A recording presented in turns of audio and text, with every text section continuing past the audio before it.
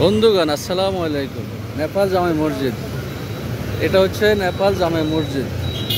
এই জায়গাটার নাম হচ্ছে আপনার ঘন্টাঘর, এবং এই জায়গা রত্ন পার্কের আগে, যেখানে একটা ওভারব্রিজ আছে। আমি এখন এই যে নেপাল জামে মসজিদে যাব, সেখানে আসরের নামাজ জামাতের সহিত আদায় করব। আসুন দেখা যাক। এই গাড়ি গাড়ি গাড়ি অনেক গাড়ি আসতেছে, এই গাড়ি ক্রস করে যেতে হবে।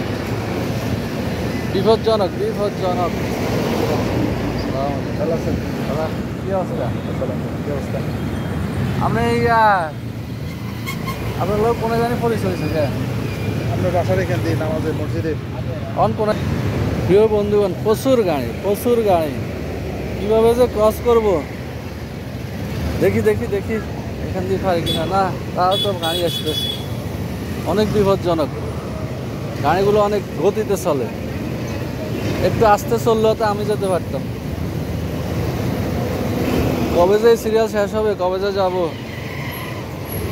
অনেক গতি। রাস্তা যে পার হবো সেই সাহস করতে পারতেছি না। জামে মসজিদ, নেপাল জামে মসজিদে আমরা এখন যাব। কবে যে গাড়ির গতি শেষ হবে, গাড়ির সিরিয়াল শেষ হবে। হুন্ডা আর প্রাইভেট কার, বাস, হুন্ডা, অনেক হুন্ডা। হ্যাঁ, এবার মনে হচ্ছে এবার যেতে পারবো। এই যে এবার যেতে পারবো, রাস্তা ফাঁকা হয়েছে। আসুন আমরা দেখে আসি নেপাল জামে মসজিদটার ভিতরে কেমন। আল্লাহু আকবার, আল্লাহু আকবার। নেপাল জামে মসজিদ এসেছি, মহান আল্লাহর কাছে লাখো লাখো কোটি শুকরিয়া। এবং এই মসজিদটা হচ্ছে মার্কাজ। এই মার্কাজে থেকে জামাত বাইর হয়, দেশ বিদেশ থেকে।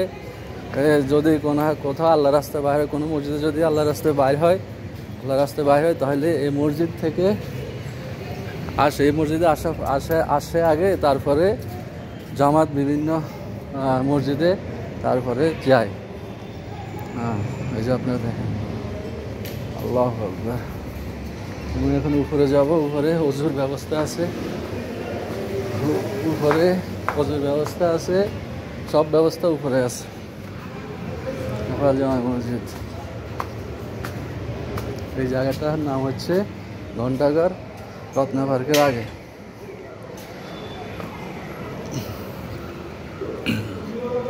জুতা রাখলাম, আসরের নামাজ পড়তে এসেছি। মাশাআল্লাহ, অনেক সুন্দর। অজুখানা কোথায়? অজুখানা হচ্ছে নিচে।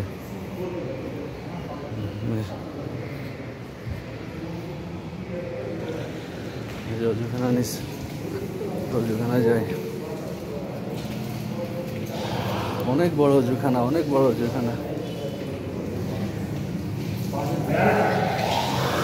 অজুখানা অনেক বড়। এখানে উজু করে তারপরে মসজিদে যাই আমরা নামাজ পড়ব। সবাই ভালো থাকবেন। আসসালামু আলাইকুম।